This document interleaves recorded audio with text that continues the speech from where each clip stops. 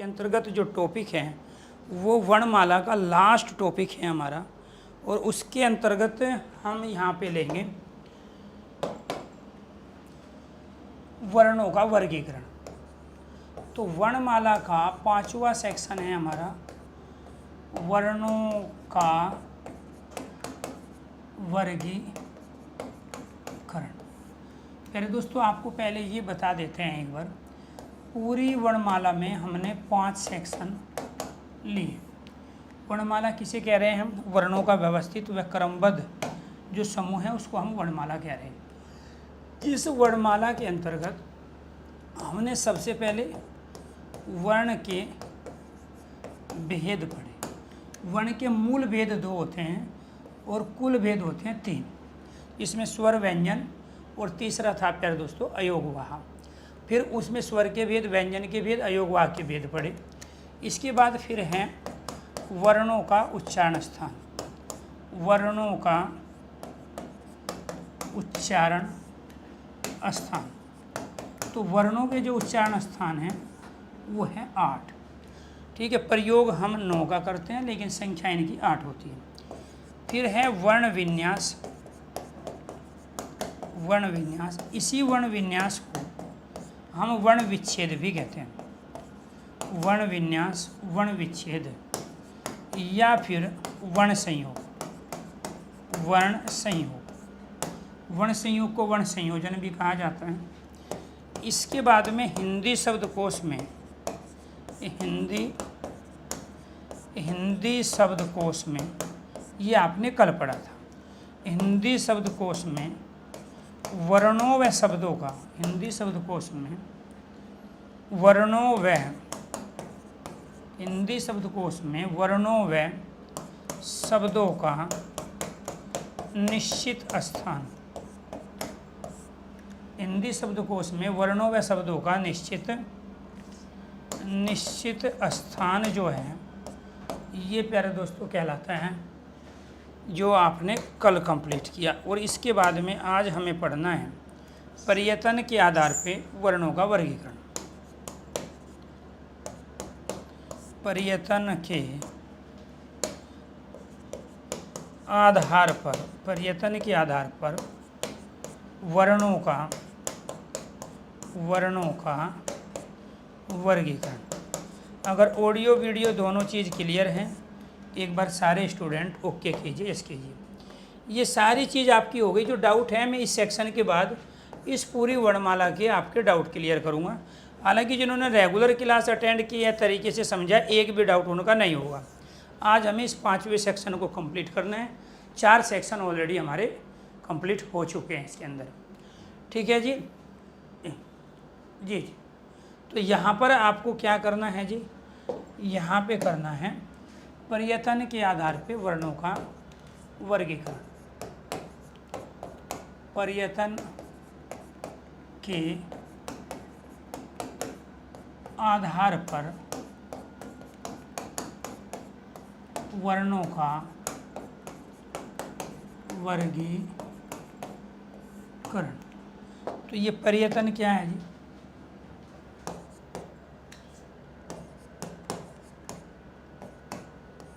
पर्यटन किसको कह रहे हैं?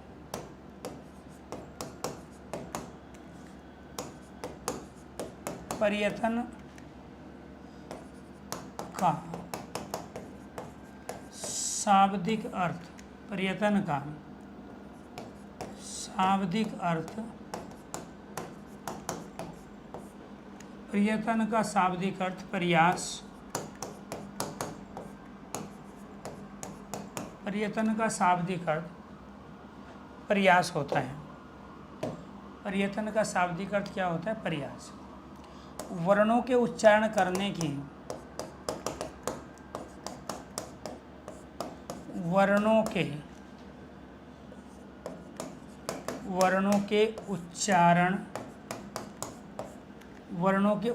करने की, वर्णों के उच्चारण रीति को, वर्णों के उच्चारण करने की रीति को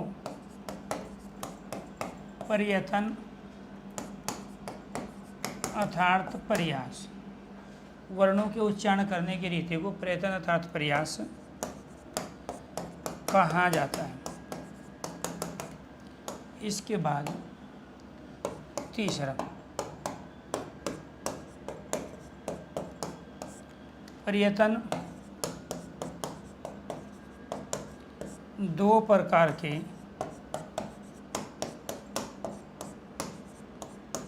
होते हैं।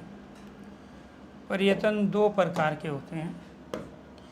एक है हमारा आभ्यंतर प्रयत्न और दूसरा है हमारा बाह्य प्रयत्न। क्या होता है? एक आभ्यंतर एक बाह्य। अब इसके अंदर हम पूरी वर्णमाला में कौन से अल्पप्राण हैं, कौन से महाप्राण हैं, कौन से घोष है, कौन से वर्ण अघोष है, उन सबको देखेंगे। तो आभ्यंतर जो प्रयत्न हैं वो आपके होते हैं प्यारे दोस्तों चार प्रकार के। आभ्यंतर प्रयत्न कितने प्रकार के होते हैं? चार प्रकार के। बाह्य जो प्रयत्न होते हैं वो होते हैं दो प्रकार के। वो क्या होते हैं? दो प्रकार के। ये भी क्वेश्चन बनते हैं। तो प्रयत्न का शाब्दिक अर्थ क्या है? प्रयास। वर्णों को जब हम उच्चारण करते हैं तो दो तरीके से करते हैं। एक तो शरीर के अंदर होने वाले परिवर्तन और एक शरीर के बाहर होने वाले परिवर्तन। शरीर के अंदर जो प्रयत्न होते हैं उनको अभ्यंतर या आभ्यंतर कहते हैं। इसी आभ्यंतर का दूसरा नाम क्या है? अभ्यंतर। तो जो हम वर्णों को उच्चारण करेंगे तो शरीर के अंदर कुछ परिवर्तन होगा, शरीर के अंदर हलचल होगी, शरीर के कुछ अंग एक्टिव होंगे, लेकिन वो सारी चीज़ अंदर होगी, तो वो कहते हैं आभ्यंतर प्रयत्न अर्थात प्रयास। अगर शरीर के बाहर हो रही है जैसे अल्पप्राण महाप्राण, ठीक है, घोष है घोष है, तो वो क्या है? वो बाह्य है। तो शरीर के बाहर परिवर्तन हो रहे हैं। तो इन वर्णों का जब हम उच्चारण करते हैं, जो टोटल हमारे 53 वर्ण हैं, तो उनके अंतर्गत हम दो तरीके से प्रयास कर रहे हैं। एक शरीर के अंदर बदलाव हो रहे हैं, एक शरीर के बाहर बदलाव। शरीर के अंदर बदलाव चार प्रकार से है और शरीर के बाहर दो प्रकार से। इसके बाद बारी आई हमारी, यहाँ है आपका अभ्यंतर। वहाँ मैंने अभ्यंतर लिखा, बात एक ही है, अभ्यंतर प्रयत्न। तो अभ्यंतर प्रयत्न क्या है जी? जब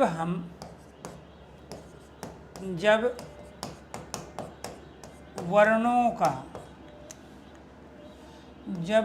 का उच्चारण किया जाता है तो शरीर के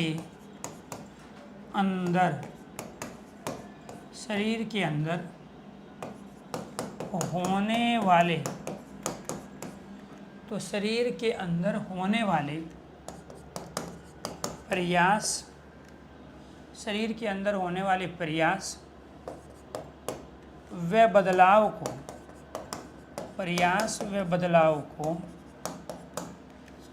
को आभ्यंतर प्रयत्न कहते हैं। आभ्यंतर प्रयत्न कहते हैं। आभ्यंतर प्रयत्न चार प्रकार के होते हैं। आभ्यंतर प्रयत्न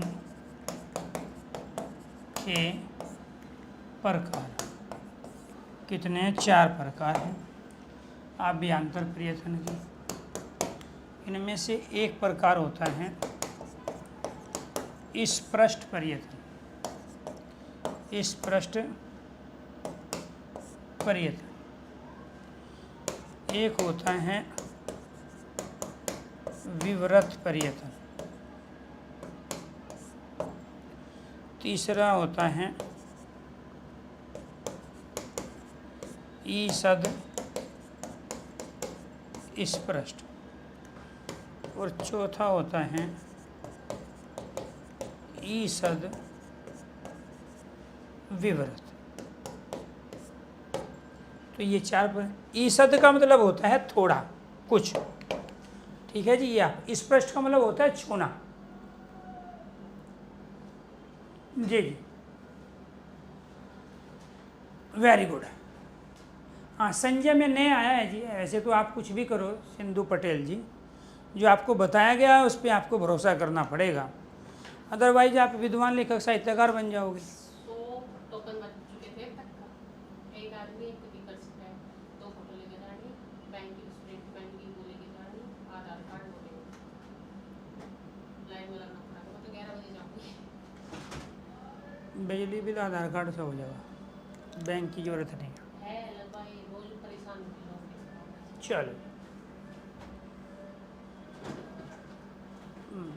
तो यहाँ आपको ध्यान रखना है, पहले इसको समझ लो, उस पर आ जाएंगे, ठीक है। उसको भी बाद में जो समय बचेगा आज उसको करवा देंगे, जो आपको कल पढ़ाया था। जो भी आपको शब्दकोश में दिक्कत है उसको भी कराएंगे। तो यहाँ आपको ये ध्यान रखना है कि ये क्या कह रहा है, उसके चक्कर में इसको भी नहीं समझ पाओगे, ये भी उससे ज़्यादा महत्वपूर्ण है। तो अभ्यांतर पर्यटन, जब वर्णों का उच्चारण किया जाता है तो शरीर के अंदर होने वाले प्रयास व बदलाव को अभ्यांतर पर्यटन कह रहे हैं। आप उच्चारण करके देखो, कुछ वर्णों में शरीर के बाहर, कुछ में शरीर के अंदर।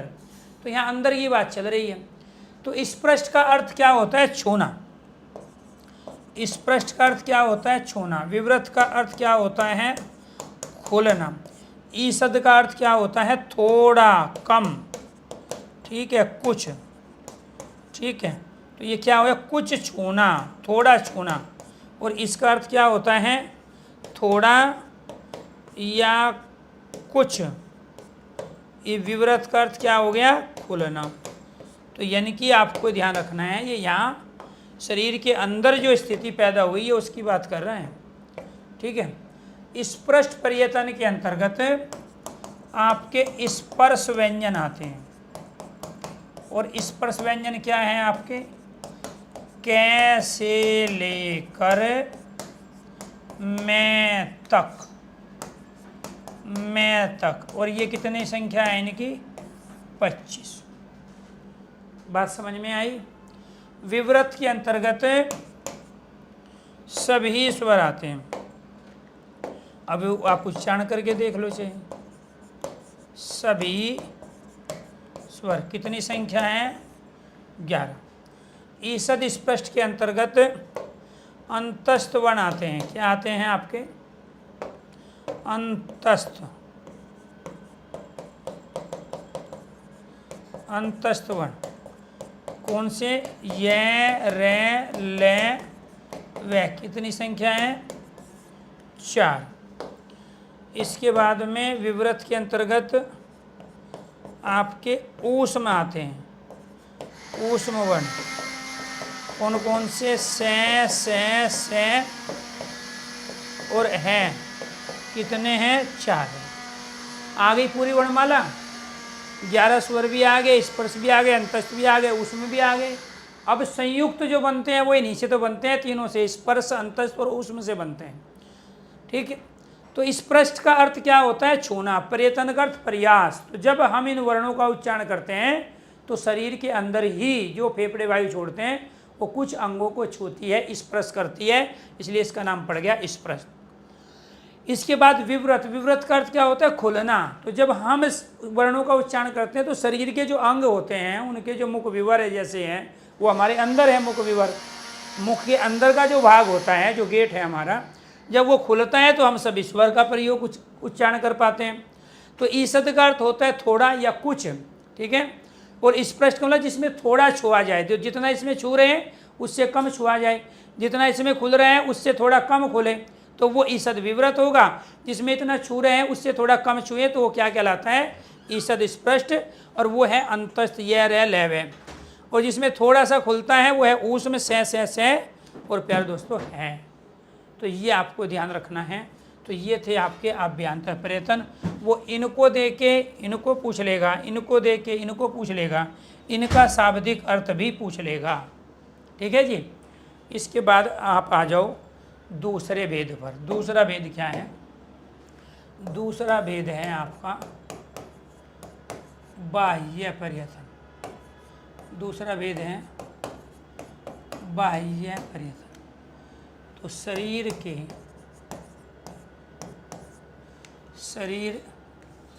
वर्णों के उच्चारण के क्रम में वर्णों के उच्चारण के क्रम में शरीर के बाहर होने वाले वर्णों के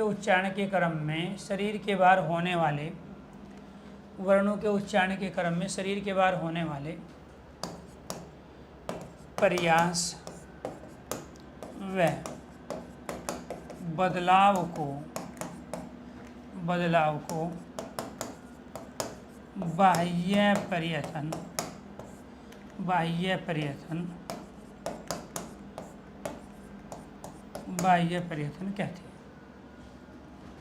पर्यटन कहते हैं। दूसरा, बाह्य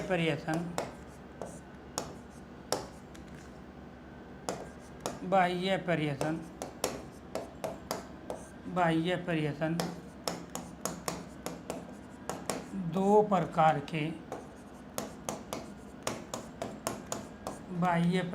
प्रकार के होते हैं। बाह्य पर्यटन दो प्रकार के होते हैं।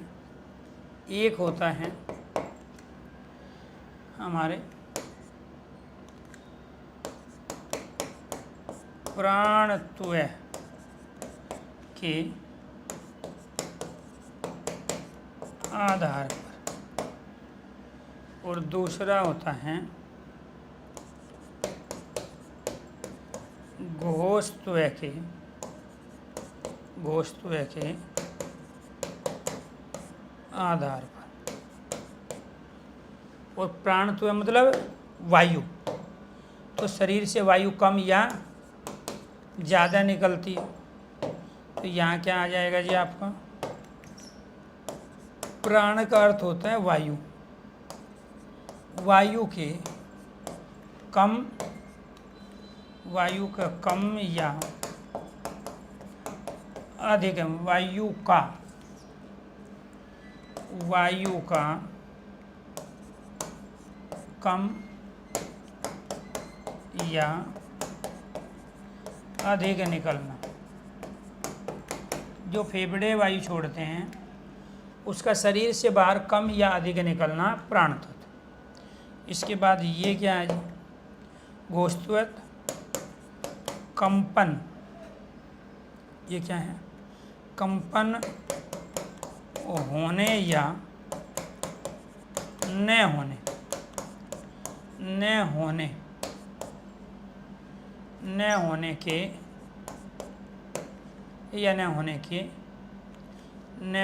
की कंपन होने या न होने की स्थिति, वो क्या कहलाता है? आपका घोषत्व। क्योंकि प्राण अपने आप में क्या है? ये जो प्राण है इसको आप क्या कहते हो? वायु, हवा। ये जो घोष है इसको आप क्या कहते हो? कंपन। और इसी कंपन को क्या बोला जाता है? झंझकरत या झंझकार।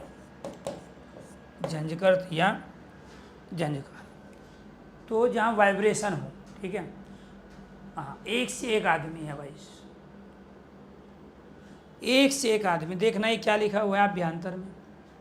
जब वर्णों का उच्चारण किया जाता है तो शरीर के अंदर होने वाले प्रयास बदलाव को अभ्यंतर पर्यटन कहते हैं। इतना बताने के बावजूद भी सर जी अभ्यंतर का मतलब क्या होता है? अभ्यंतर का मतलब यही होता है जो ये लिखा हुआ है। तो मैंने ये कहा, आप में से कुछ बच्चे सब इंस्पेक्टर बनेंगे, आप में से कुछ बच्चे लेखक बनेंगे, साहित्यकार बनेंगे, विद्वान बनेंगे, और कुछ बच्चे आपको ध्यान रखना बड़े बड़े पुरस्कार हासिल करेंगे। कुछ बच्चे क्या करेंगे? बड़े बड़े पुरस्कार हासिल करेंगे। हाँ श्रीमान जी, बिल्कुल ठीक है श्रीमान जी। मतलब आदमी जैसे टीचर मक्खन नहीं लगाते हैं, चिकनी चिपड़ी बातें करके ब्रेन वॉश करके बच्चों को खुश रखते हैं, वो मेरा काम नहीं। ऐसे यहाँ बच्चे भी करते हैं। श्रीमान जी आपने संवर्त विवृत स्वर नहीं बताया है ऐसे। श्रीमान जी आपने रेगुलर क्लास नहीं ली है अंकित कुमार जी। अगर मैं ये कमेंट लेने लगूँ ना, मैं ज़िंदगी में अपना सिलेबस पूरा ना कर पाऊँ, क्योंकि यहाँ 5% तो लेखक है, 5% विद्वान है, 5% वो जो बड़े बड़े अवार्ड लेंगे, भारत रत्न, पद्म विभूषण, इस तरह के अवार्ड उनको मिलेंगे, वो तो गलत तैयारी कर रहे हैं यहाँ। इसीलिए मैं चुपचाप ऐसे घूम के पढ़ाता रहता हूँ, क्योंकि सामने जैसे आए फिर वही होगा। अभ्यंतर मतलब अंदर, ठीक है। अभ्यंतर का मतलब क्या हो गया? अंदर। अब ये वर्णमाला पढ़ रहे हैं, और ये वर्णमाला पता है कौन सी वर्णमाला है? जो पहली क्लास में, दूसरी में, तीसरी में, चौथी में, पाँचवीं में, छठी में, सातवीं में, आठवीं में, नौवीं में, 10वीं में, 11वीं में, 12वीं में भी पढ़ी थी। और 12वीं तक पढ़ने के बावजूद भी फिर जब भी आपने कोई एंट्रेंस एग्जाम दिया, किसी प्रवेश परीक्षा या फिर कॉम्पिटिटिव एग्जाम, तब आपने वर्णमाला पढ़ी। लेकिन इतना पढ़ने के बावजूद 25 साल में होश आया कि हिंदी वाले सर से पूछते हैं अभ्यंतर शब्द का अर्थ बताओ क्या है। ठीक है जी, गजब नहीं हो गई बात। पहली से लेके 12वीं तक तो पढ़ी थी, कम से कम 10 से 12 अलग अलग टीचरों से, 5 अलग अलग किताबों से, 10 अलग अलग यूट्यूब चैनलों से, उसके बावजूद भी डाउट आज पूछ रहे हो, और वो भी 25 साल में होंगे, तो ये कमाल की बात नहीं हो गई। तो इसीलिए प्यारे दोस्तों, जब मैं बोलता हूँ, समझाता हूँ, फोकस यहीं किया करूँ। तो अभ्यंतर का अर्थ क्या होता है? बार बार कह रहा हूँ, अभ्यंतर का अर्थ होता है अंदर। ठीक है, जब वर्णों का हम उच्चारण करेंगे, कोई भी वर्ण का उच्चारण करेंगे, तो कुछ शरीर के अंदर बदलाव होंगे। ये वही लिखा है, जब वर्णों का उच्चारण किया जाता है, शरीर के अंदर होने वाले प्रयास, एफर्ट्स, बदलाव को अभ्यंतर प्रयत्न कहते हैं। तो अभ्यंतर का अर्थ क्या है? अंदर है।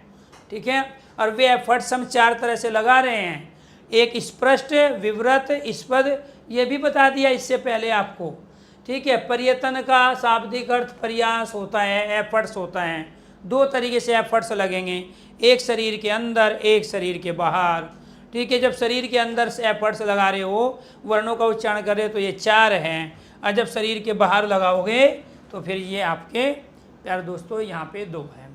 एक प्राण वायु को कम और ज़्यादा निकालोगे, एक में कंपन करोगे, एक में कंपन नहीं करोगे। चलिए, अब मैंने देखा नहीं, विकास का कमेंट पढ़े क्या है? चौथ का चांद होना सर, मुहावरे का क्या होगा? कुछ नहीं होगा, इसके साथ लौकी ले लो, थोड़ा सा खीरे ले लो, और आपस में इसको सबको मिला दो, और मिला के स्वाद चखो। ऐसे एक उंगली से नहीं, पूरी उंगली लगाओ 4, और जीभ बाहर निकालो इतनी बार, और ऐसे चाटो इसको, वो होगा इसका। मतलब जो पढ़ा रहे हैं, जो किताबों में नहीं है, जहाँ से क्वेश्चन आएगा उस पर फोकस नहीं है। अरे जब मुहावरे पढ़ाएंगे तो मुहावरे की क्लियरिटी हो जाएगी। आज वर्णमाला की कर दो, ठीक है। तो आप उसी में आते हो जो 5% विद्वान जो बनेंगे। ठीक है, जो पढ़ा रहे हैं उसको नहीं समझेंगे। तो ये हो गया जी। फिर इसमें डाउट पूछना जब ये टॉपिक खत्म हो जाएगा। तो प्राणत्व के आधार पे और घोषत्व के आधार पे ये क्या है हमारे बाह्य पर्यटन। तो यहाँ तो हमने पूरी वर्णमाला को रख लिया है जी। इसमें आपके स्पर्श व्यंजन आ गए, 25 वर्ण ये रहे। इसमें आपके 11 स्वर आ गए, इसमें आपके 4 अंतस्थ आ गए, इसमें 4 उष्म आ गए।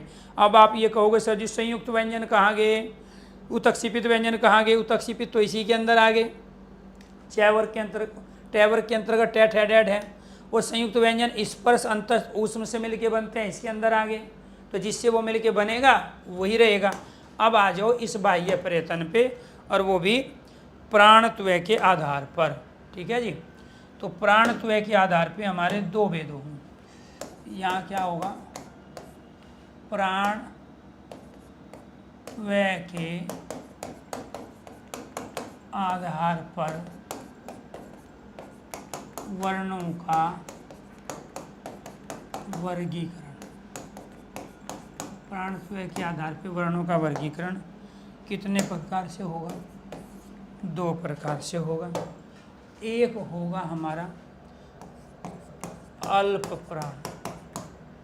अल्प प्राण जिन वर्णों के उच्चारण में, जिन वर्णों का उच्चारण करते समय थोड़ी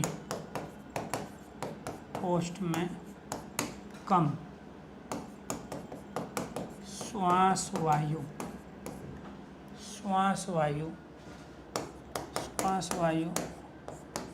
शरीर से, इन वर्णों का उच्चारण करते समय थोड़ी कम श्वास वायु शरीर से बाहर निकलती हो, शरीर से बाहर निकलती हो, वो क्या कहलाते हैं? अल्प प्राण कहलाते हैं। अल्प का अर्थ होता है थोड़ा, और प्राण का अर्थ क्या होता है? वायु। तो जहाँ थोड़ी वायु निकले। इसके बाद यहाँ पे हमने ले लिए अपने स्वर वर्ण। तो सभी 11 स्वर, सभी 11 स्वर आपके क्या है जी? अल्पप्राण है। बात समझ में आई? इसके बाद लेते हैं जी स्पर्श व्यंजन। क्या लेंगे दोस्तों? स्पर्श व्यंजन। स्पर्श व्यंजन में क्या है जी आपका? प्रत्येक वर्ग का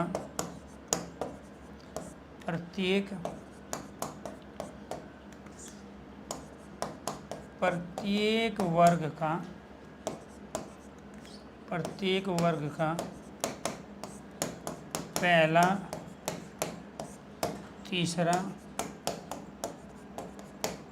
पांचवा वर्ण। प्रत्येक वर्ग का पहला, तीसरा, पांचवा वर्ण। प्रत्येक वर्ग का पहला, तीसरा, पांचवा वर्ण। तो ये कितने हो गए? 15 हो गए। कुल 15 वर्ण हो गए ना। एक वर्ग में 5 आते हैं। इसके बाद में अंतस्थ वर्ण। अंतस्थ व्यंजन। अंतस्थ व्यंजन में क्या है? य, र, ल और व। इसके कितने हो गए? 4 वर्ण। 4 वर्ण। इसके बाद में फिर आपका आ गया यहाँ अयोगवाह। उसमें में कोई नहीं है। अयोगवाह वर्ण। अयोगवाह में अनुस्वार, स्वर वर्ण, और वो है आपका 1, ये वाला। इसकी संख्या कितना है? 1। तो पूरी वर्णमाला में ये आपके 11 स्वर, 15 आपके स्पर्श व्यंजन में, प्रत्येक वर्ग का पहला, तीसरा और पांचवा। अंतस्थ के चारों य, र, ल, व। अनुस्वार वर्ण ये वाला जिसमें बिंदी लगी होती है, ये पूरी वर्णमाला में अल्प प्राण है। ये क्या है? अल्प प्राण। तो ये आपको ध्यान रखना है दोस्तों। अब वो आपसे पूछ सकता है कि कुल अल्प प्राण वर्णों की संख्या बताओ। वर्णमाला में कुल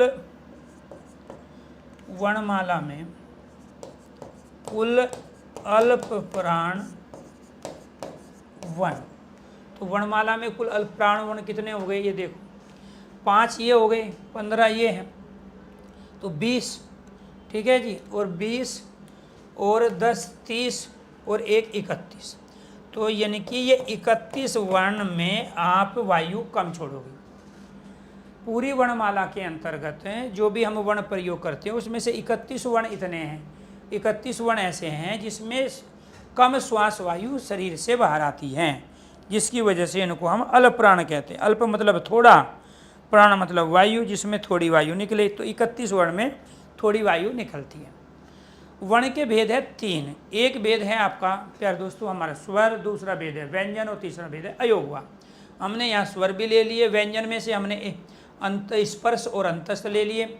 और स्पर्श भी सारे नहीं है, केवल पहला, तीसरा और पांचवा जो विषम संख्या पे आते हैं। तो 1 क्या है? 1 विषम संख्या है। ठीक है जी। 3 क्या है? विषम संख्या है। 5 क्या है? विषम संख्या है। तो विषम संख्या पे आने वाले वर्ण हो गए। ठीक है जी।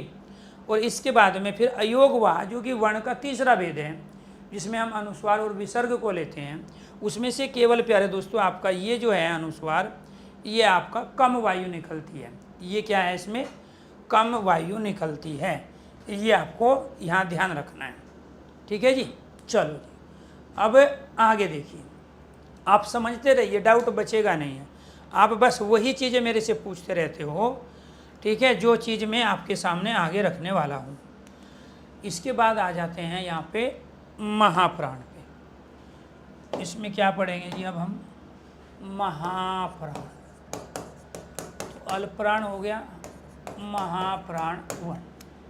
तो महाप्राण वन कौन से होंगे? महा का अर्थ होता है अधिक या ज़्यादा, प्राण का अर्थ होता है वायु, जिसमें ज़्यादा वायु निकलती है वो महाप्राण है। जिन वर्णों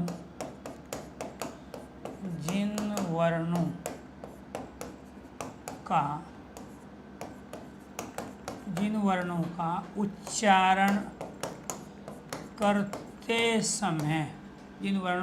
करते समय अधिक कोष्ठ में ज़्यादा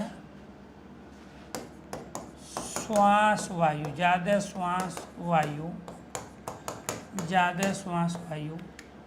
शरीर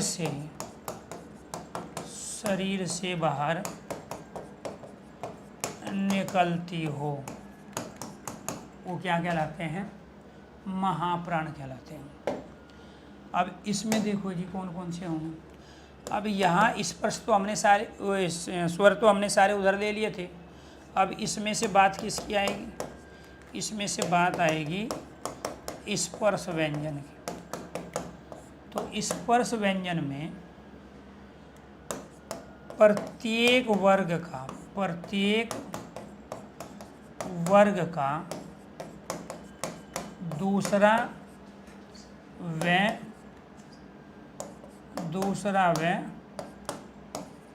चौथा वर्ण, और ये टोटल कितने हो जाएंगे? 10 वर्ण हो जाएंगे, क्योंकि एक वर्ग में 5 होते हैं। अंतस्थ आपने उधर ले लिए थे, तो यहाँ आपको क्या लेने पड़ेंगे? यहाँ लेने पड़ेंगे आपको ऊष्म व्यंजन। और ऊष्म व्यंजन कौन कौन से? से और अह। कितने? 4 वर्ण। इसके बाद में फिर यहाँ लेना पड़ेगा आपको अयोगवाह। क्या है जी आपका? अयोगवाह वन। ये क्या कहलाएगा?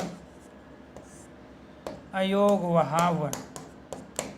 अयोगवाह वन में क्या ले लिया था जी? उधर आपने अनुस्वार, इधर क्या बच गया आपका? विसर्ग बच गया। इसको क्या कहते हैं? इसको विसर्ग वर्ण कहते हैं, जिसकी संख्या केवल एक ही है। तो यहाँ पे क्या हो गया? 10 और 5 15, तो कुल महाप्राण,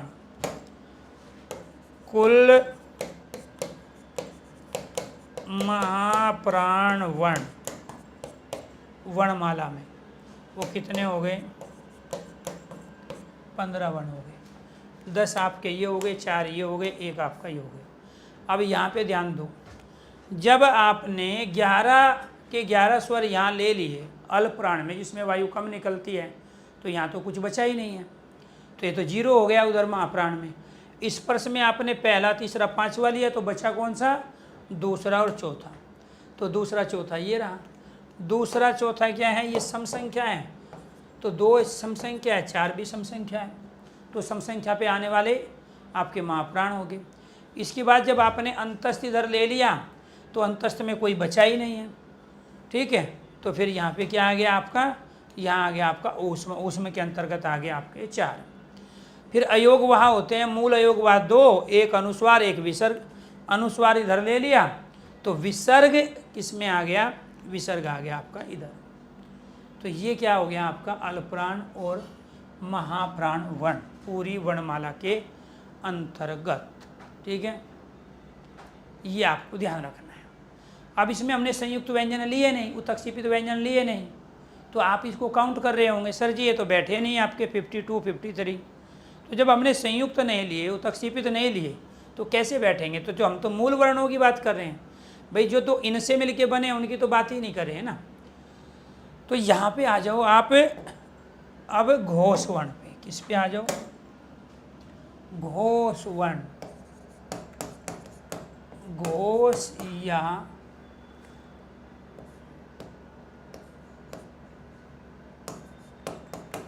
घोष या सघोष वर्ण। घोष या सघोष वर्ण क्या है? घोष या सघोष वर्ण।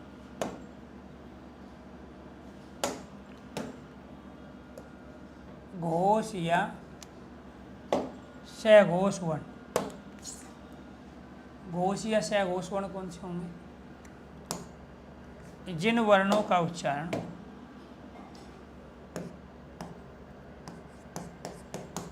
जिन वर्णों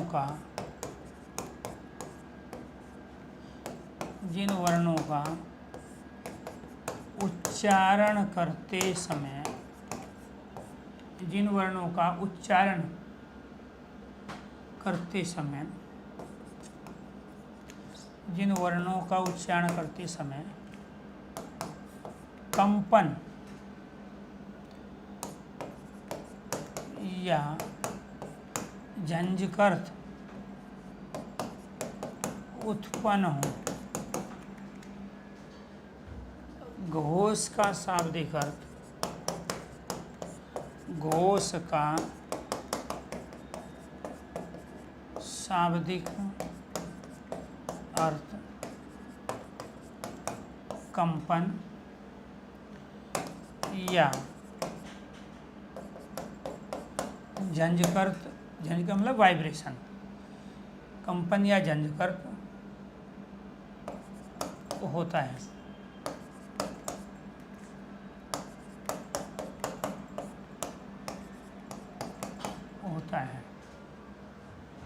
इसके बाद यहाँ पे आ जाओ। अब घोष में क्या होगा? कंपन होगा। अब यहाँ पर आपको ये ध्यान रखना है, पूरी वर्णमाला को करेंगे। एक होता है हमारा अघोष और एक क्या होता है हमारा घोष। ठीक है, सारे कमेंट ले लेंगे, पहले चीज़ों को समझ लो आप।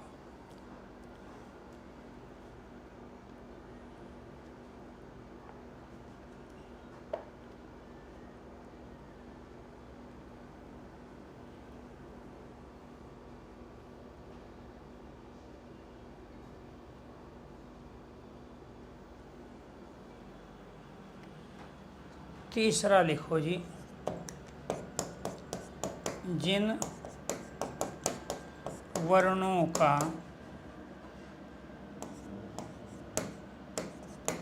उच्चारण करते समय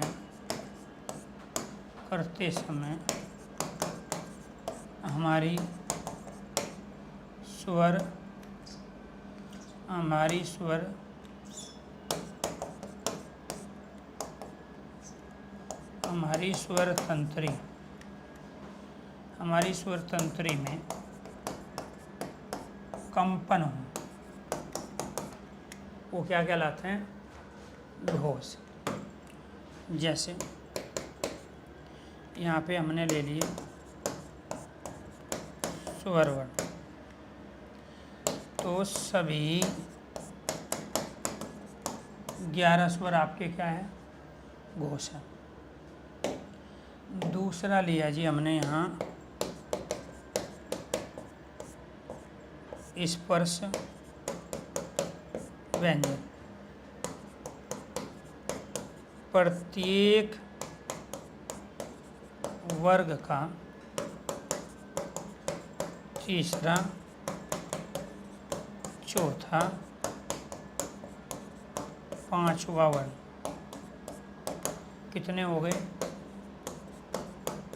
15 वर्ण। यानी कि अंतिम तीन क्या करना है? अंतिम तीनों लेने।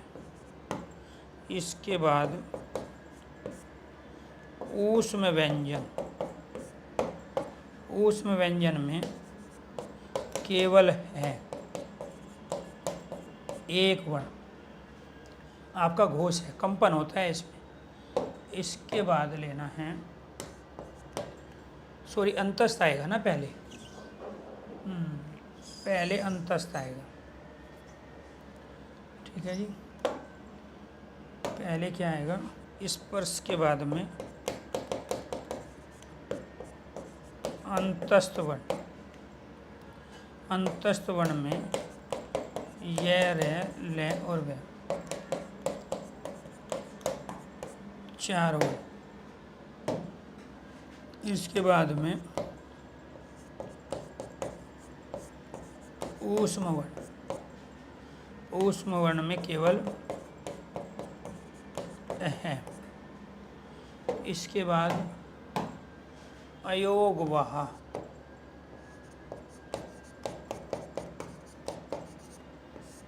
अयोगवाह वर्ण।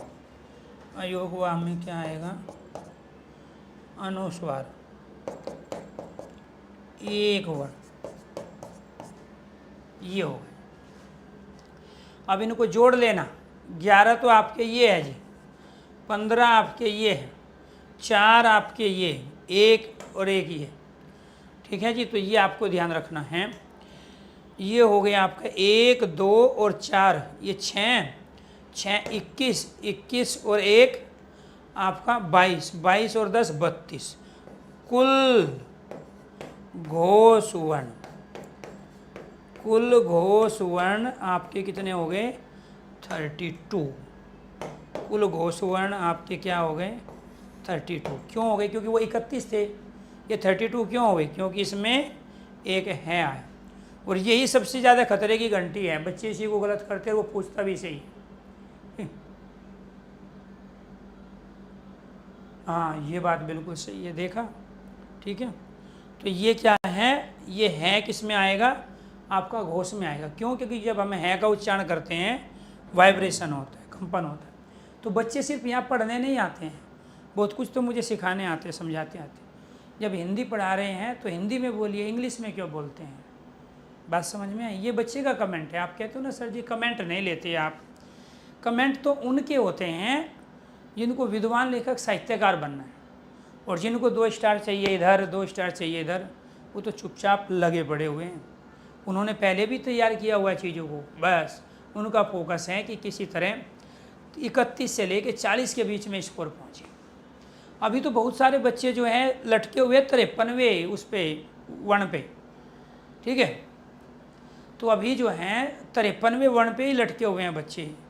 तो रीज़न यही है, पढ़ते समय हमें कहाँ फोकस करना है।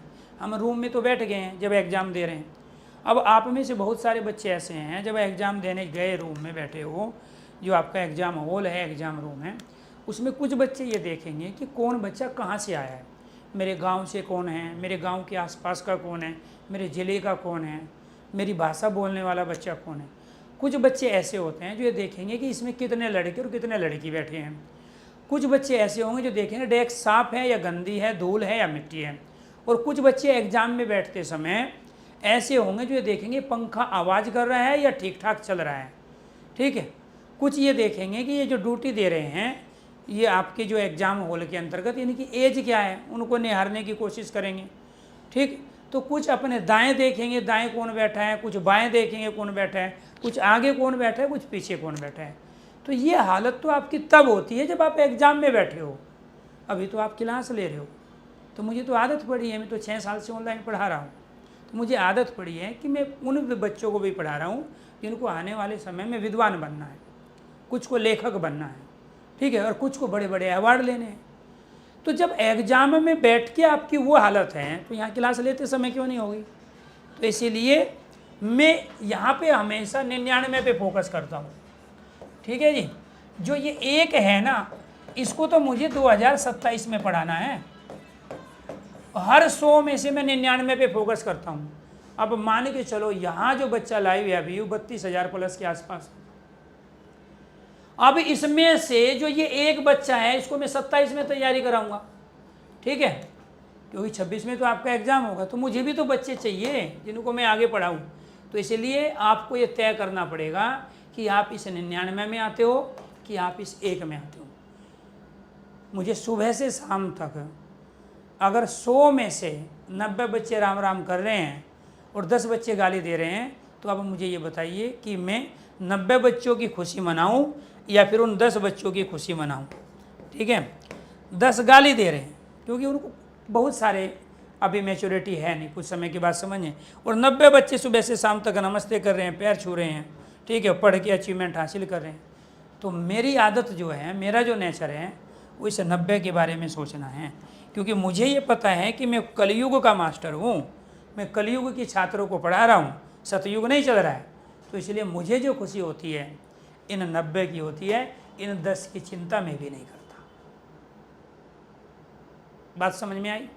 तो इसीलिए आप तब तक प्यारे दोस्तों सिलेक्शन नहीं ले पाओगे जब आपके अंदर वे सारे गुण नहीं होंगे जो एक अच्छे स्टूडेंट में होने चाहिए। ऐसे तो कड़वा सच है, आप तो सारे मेहनत कर रहे हो, सबको मैं इक्वल पढ़ा रहा हूँ और सबको पढ़ाया हुआ मिलेगा भी, लेकिन सबका सिलेक्शन नहीं होगा। तो यहाँ क्या है प्यारे दोस्तों, इसकी बात पे आ जाओ। तो यहाँ हमारा ये सारे के सारे क्या कहलाए आपके, ये इसमें सभी 11 के 11 स्वर आपके घोष या सहघोष हैं। स्पर्श के अंतर्गत भी आपको ये ध्यान रखना है, जो ये हमारा स्पर्श है, ठीक है, ये जो हमारे स्पर्श वर्ण हैं, ठीक है, इसके अंतर्गत तीसरा, चौथा, पांचवा, ये 15 हो गए, ये 11 हो गए, इसमें है हो गए और इसका आपका ए हुआ। अब बात करेंगे लास्ट वाला, और वो क्या है, अघोष वर्ण। जिन वर्णों का उच्चारण करते समय, अघोष का मतलब जहाँ कंपन ना हो, जिन वर्णों का उच्चारण, जिन वर्णों का उच्चारण करते समय, जिन वर्णों का उच्चारण करते समय कंपन झंझकर्त ना, वाइब्रेशन ना, जब वर्णों का उच्चारण करते समय, वर्णों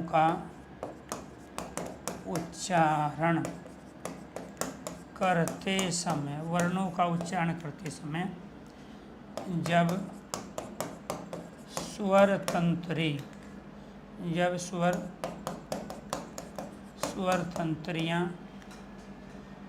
कंपन ना करे, या जब स्वर तंत्री में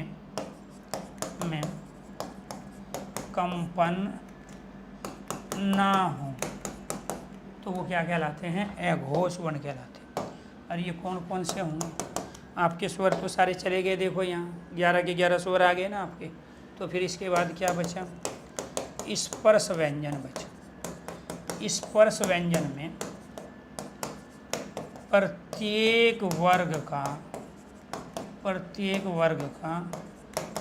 पहला व दूसरा वर्ण, और ये कितने हो गए, 10 वर्ण, क्योंकि एक वर्ग में 5 होते हैं। इसके बाद में फिर यहाँ देखो क्या देखना है, स्पर्श व्यंजन यहाँ ले लिया आपने, तीसरा, चौथा, पांचवा, पहला दूसरा बच गया वहाँ, अंतस्थ यहाँ ले लिया आपने सारे, ऊष्म का ले लिया यहाँ पे। अब आपको क्या करना है, अब आपको करना है यहाँ पर ये वाला ऊष्म व्यंजन में केवल से और से, ये 3 वर्ण जो है आपके, जिसमें कंपन नहीं होता, वाइब्रेशन नहीं होता है। इसके बाद तीसरा है आपका अयोगवाह वर्ण। तो अयोगवाह वर्ण में आपको यहाँ क्या लेना है, आपको लेना है विसर्ग वर्ण, और इसकी संख्या कितनी है, 1 है। तो यहाँ पे चूंकि है आपने उधर ले लिया था, अंतस्थ उधर ले लिए, सारे के सारे प्यारे दोस्तों आपने स्वर उधर ले लिए, तो ये बच गए आपके। तो 10 और 3 13 और 1 14, तो कुल अघोष वर्ण, तो कुल अघोष वर्ण आपके कितने हैं 10, 3 और 1, ये हैं आपके 14 वर्ण। तो वर्णमाला हो गई है प्यारे दोस्तों कंप्लीट, ये आपको ध्यान रखना है। वर्णमाला क्या हो गई है, कंप्लीट हो गई है। तो अब जो अनुनासिक वर्ण हैं, देखो अब बहुत सारे बच्चे क्या हो कन्फ्यूज होंगे, सर जी आपने अनुनासिक जो वर्ण होते हैं, नासिक क्या वर्ण होते हैं वो तो बताया नहीं। तो ये 5वें पे आते हैं ना वो, ये जो 5वां वर्ण होता है, ये देखो ये वाला, ये वाला, ये वाला, ये वाला, ये वाला, यही तो होते हैं नासिक का वर्ण। इन्हीं का उच्चारण नाक से करते हैं और ये होता है 5वें पे, तो ये अल्पप्राण हो गए। तो नासिका के जो वर्ण हैं हमारे वो क्या कहलाए, नासिका के वर्ण आपके अल्प प्राण कहलाए। किस में आ गए, अल्प प्राण में। तो यहाँ पे किस में आ गए, ये अल्प प्राण में। तो फिर यहाँ पे किस में आ गए, ये महाप्राण तो हुए नहीं जब अल्प प्राण, फिर घोष है। तो ये क्या है, तीसरा, चौथा, 5वां, और 5वां वर्ण कौन सा है, प्रत्येक वर्ग का वही है। तो फिर ये क्या कहें, नासिका वर्ण क्या हो जाएंगे आपके, अल्प प्राण और घोष हो जाएंगे। अल्प प्राण और घोष हो जाएंगे, ये आपको ध्यान रखना है। नोट करके लिखेंगे यहाँ पे, नासिक्य, नासिक्य वर्ण, नासिक्य, नासिका या नाक से उच्चारित होने, नासिका या नाक से उच्चारित होने वाले वर्ण कितने हैं जी, 5। इन्हीं को क्या कहते हैं, अनुनासिक। कौन से वर्ण हैं जी, ये आपके ये हैं, ये वाले हैं आपके, ये हैं आपके, और इसमें ये क्या हैं, ये वाले। तो ये क्या है जी आपके, ये अल्प प्राण, ये आपके क्या हैं, अल्प प्राण व घोष वर्ण। ये क्या कहलाएंगे आपके, अल्प प्राण व घोष वर्ण, ये आपको ध्यान रखना। इसके बाद में फिर आपको यहाँ पे ध्यान रखना है, ये जो हैं आपकी, ये क्या है, आगत ध्वनि है। ये क्या है आपकी, सॉरी ये वाली, ये आपकी क्या है, ये है आपकी आगत ध्वनि है। अंग्रेजी में प्रयोग होता है, अंग्रेजी भाषा में इसका प्रयोग होता है। अंग्रेजी भाषा में इसका प्रयोग करते हैं। और शब्द कैसे बनते हैं इससे,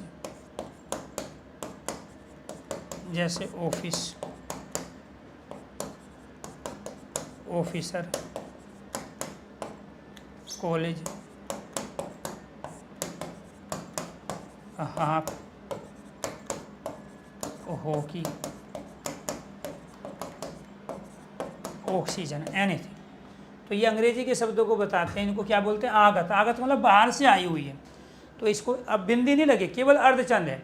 तो अर्धचंद वाले जो होते हैं हमारे, वो सारे के सारे क्या होते हैं, विदेशी, अंग्रेजी भाषा में प्रयोग होंगे। तो इनको क्या बोलेंगे, विदेशी शब्द बोलेंगे। इनको आगत शब्द बोलेंगे। क्या बोलेंगे इनको, विदेशी शब्द, आगत शब्द बोलेंगे इनको। तो ये आपको ध्यान रखना है। ऐसे ही प्यारे दोस्तों, यहाँ पर अगर हम कहीं पर इसका प्रयोग कर रहे हैं अनुस्वार का, तो ये तत्सम शब्द बनाएंगे। क्या बनाएंगे, तत्सम शब्द का निर्माण करेंगे इसका। अगर हम यहाँ पर कहीं पर विसर्ग का प्रयोग कर रहे हैं तो इससे क्या होगा, तत्सम शब्द का निर्माण होगा। मैं तत्सम की कंडीशन में बताता हूँ इसको।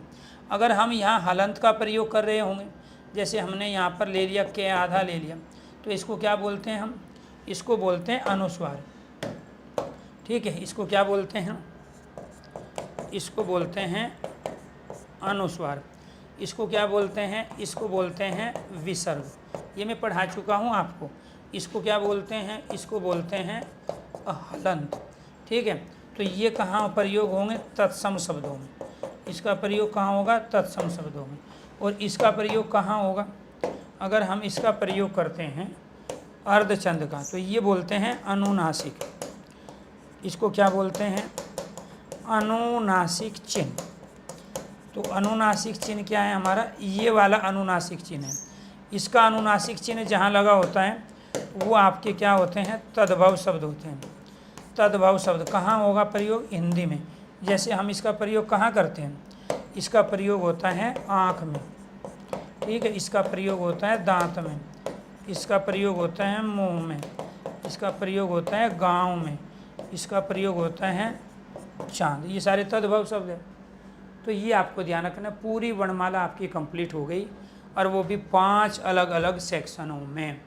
वो भी क्या है, जिनको समझ में नहीं आया, एक नहीं 2 बार सुनना है। उसका रीज़न पता है क्या है?